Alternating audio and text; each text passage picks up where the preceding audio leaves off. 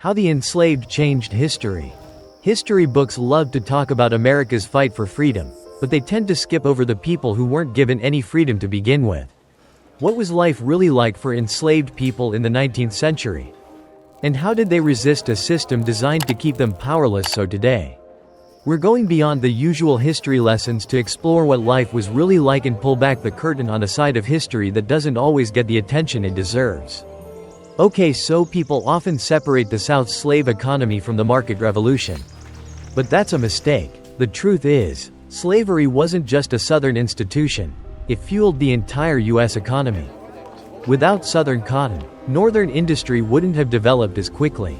Since cotton textiles were one of the first major industrial products, by the 19th century, cotton was the world's most important commodity, and the American South was supplying 3/4 of it. Even as slavery declined in the North, Northern businesses profited from it. Banks financed plantations, insurance companies insured enslaved people like they were cargo. And Northern textile mills? They not only turned Southern cotton into cloth for export but also sold fabric back to the South, where it was used to clothe the very people forced to pick the cotton. But while the whole country benefited, the most direct effects of this system were, of course, seen in the South. The South wasn't just reliant on slavery, it was built around it. And that had some serious consequences. While the North was racing ahead with industry, steam power, and mass production, the South stayed stuck in its old ways, pouring everything into plantation agriculture. Sure, there were cities like St. Louis and Baltimore, but major urban centers were rare, especially in the Deep South. Why? Because there was no need for them. The economy wasn't driven by bustling commerce, finance, or industry. It was built on vast rural plantations worked by enslaved laborers. With agriculture as the backbone, wealthy Southern elites didn't invest in infrastructure, public education, or economic diversification. After all, why worry about developing new industries when cotton and tobacco were making millions? And let's talk about missed opportunities. By the mid-19th century, the North had become a powerhouse of manufacturing, producing textiles, steel, and machinery at an astonishing rate. Meanwhile, the South contributed a measly 10% of the nation's manufactured goods. Most of the region's wealth was tied up in land and enslaved people, meaning there was little capital left for anything else.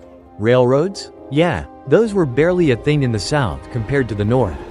While cities like New York and Philadelphia were building extensive railway networks to support industrial expansion, the South had far fewer miles of track. This lack of transportation infrastructure would prove disastrous during the Civil War, making it harder to move troops and supplies efficiently.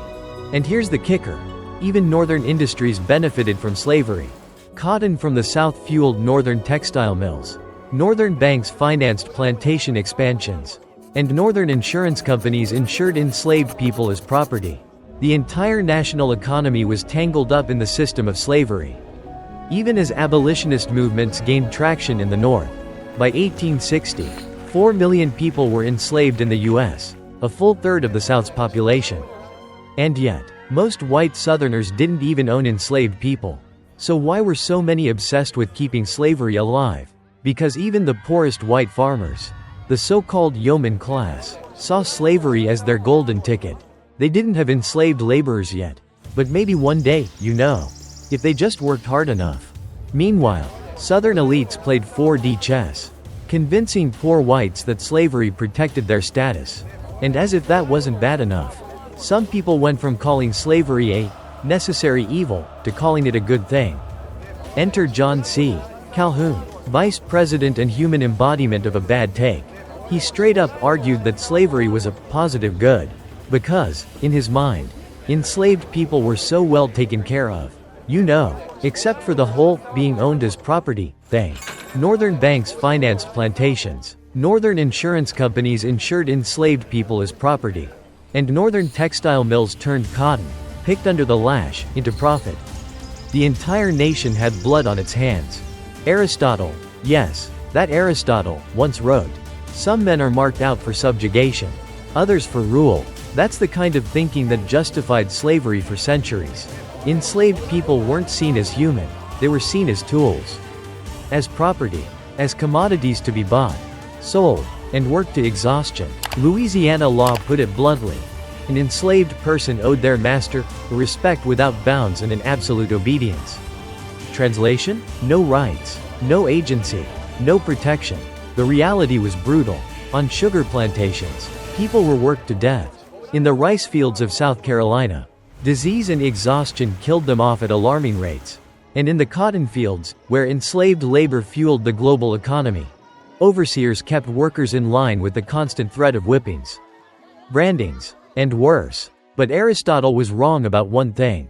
He claimed that enslaved people lacked the capacity for reason, that they were, in his words, living tools. Yet time and time again, enslaved people proved their intelligence, their resilience, and their unbreakable will to resist.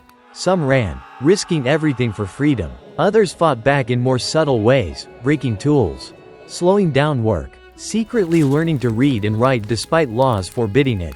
They preserved their cultures, their families, their traditions, because no law, no overseer, and no philosopher could change one fundamental truth. Oppression breeds resistance. Enslaved people weren't passive victims, they were fighters, survivors, and, in the end, the ones who forced the cracks in the system that would eventually bring it down. To an enslaved person, family was more than just kinship, it was survival. It was a way to assert humanity in a system that refused to recognize it. Slaveholders understood this, which is why they tried to control and break these bonds. Louisiana plantation owner Bennett H. Barrow insisted that enslaved people should only marry within the plantation. Fearing that outside connections would make them too independent, independence was dangerous. Dependence was profitable. Despite this, enslaved people married, often for life. Many raised children in two-parent households, holding onto the traditions and values that had been passed down for generations. But in the Upper South, where the economy shifted away from labor-intensive crops like tobacco, enslaved families lived in constant fear of being torn apart. The domestic slave trade boomed. 1 out of 3 marriages in states like Virginia ended at the auction block. Fathers, mothers, and children were ripped from one another, often never to reunite. Religion became another source of strength. While slaveholders preached obedience, highlighting Bible passages that commanded enslaved people to serve their masters, enslaved communities found a different message. They latched onto stories of liberation. Moses leading his people out of bondage, David defeating Goliath, Daniel surviving the lion's den. Christianity wasn't just a religion, it was a weapon against oppression. And at the heart of it were slave preachers, men who spoke with power and conviction. Slaveholders feared them, and for good reason. Faith didn't just offer comfort, it inspired action. The 2 most famous uprisings in the South, Gabriel's Rebellion and Nat Turner's Revolt, were both led by enslaved preachers who believed they were called by God to set their people free. And despite laws forbidding literacy, many enslaved people taught themselves to read and write, defying the system that sought to keep them ignorant. Knowledge was power, and power was dangerous. In secret, in whispers, in forbidden lessons passed down in the dead of night, they learned. We talk a lot about the Civil War as the great turning point for slavery in America. But let's be clear, enslaved people weren't waiting for Lincoln to sign a piece of paper. They were already fighting for their freedom long before that, by running, rebelling, and resisting in ways that made slavery impossible to sustain. Running was one of the most direct acts of defiance. Some, like Joseph Taper, made it to the North or Canada. Others hid in swamps and forests before returning on their own terms. An estimated 1,000 enslaved people fled each year, risking everything for freedom. The most famous runaway? Harriet Tubman. At 29, she escaped to Philadelphia, but she didn't stop there. She returned 20 times, leading dozens to freedom through the Underground Railroad. Each trip was a direct challenge to the system that sought to keep her and so many others powerless. But some didn't just escape, they fought. Armed resistance, while rare, terrified the South. Enslaved people struck back at overseers, sometimes killing them. The early 1800s saw 4 major uprisings: Gabriel's Rebellion, 1800; the New Orleans Revolt, 1811; and Denmark Vesey's alleged plot, 1822. But the most infamous? Nat Turner's rebellion in 1831. Turner, a preacher, led 80 men on a killing spree through Virginia, targeting plantations while white men were away. The response was swift. Turner and his men were executed, and the South doubled down with harsher laws, banning enslaved people from preaching and criminalizing literacy. But here's the truth. Large-scale armed rebellion was not the only way to resist. In a system designed to break them, enslaved people fought back in ways both big and small.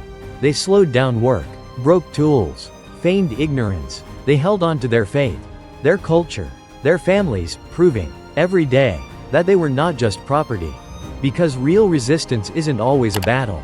Sometimes, it's refusing to become what your oppressors say you are. History doesn't always remember the names of those who resisted.